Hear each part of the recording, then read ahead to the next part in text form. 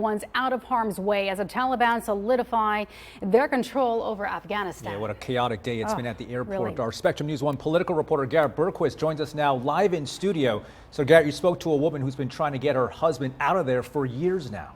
Yes, this has been a nearly 8-year process for this family already. We're identifying the husband only as Sabur, and we have blurred his face to protect his identity from the Taliban. I spoke with Fatima Mohammadi again this morning. She says she's in a very bad state of shock over the situation in Kabul, and right now it's not safe for her husband to leave the country.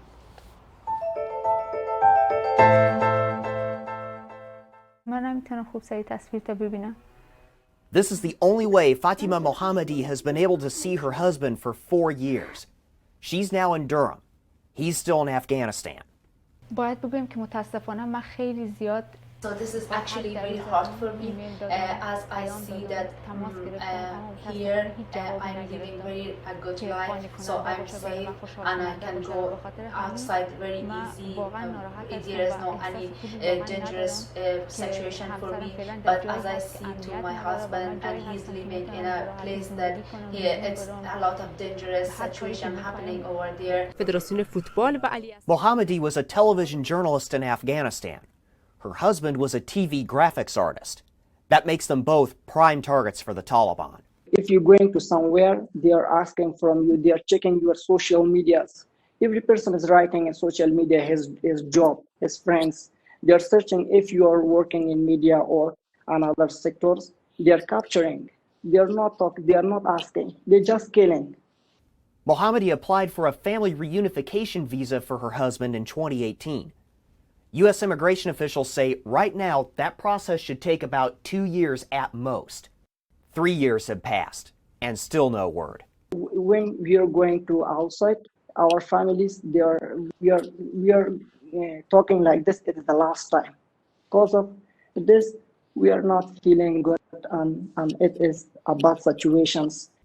The State Department is now speeding up the process for Afghans who worked for the U.S. military or American nonprofits and media outlets. But Sabur says he doesn't fit that description.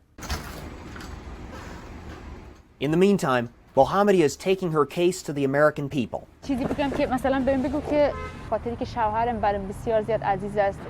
very pain, but I do this because my husband is very important for me and he's very precious for me, so I do this until I got any response from the government. Keeping a vigil outside a Durham church in hopes someone hears her. I want to be like a normal citizen of the United States. I want to live a normal life, and I want to have my husband with me here to have plans for my future and to make decisions for my life because it's very hard for me that I cannot even focus on anything in my life. So if anyone can hear me, I want them to be my voice and I want them to help.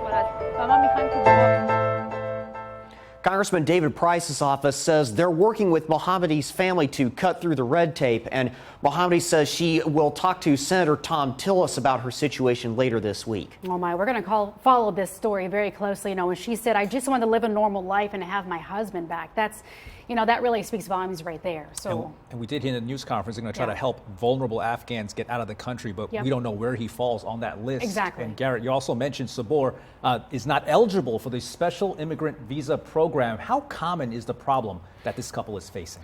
Right. Well, immigration advocates say that these drawn-out family reunification cases are not unusual. The UN says there are about 2.5 million registered refugees from Afghanistan spread around the world. And, of course, we can expect that number to go up quite dramatically now. That's the most of any country, behind only Syria and Venezuela. But here in the U.S., the Department of Homeland Security says we've only taken in about 800 to about 1,300 in each of the past 3 years. Sharon and Rob?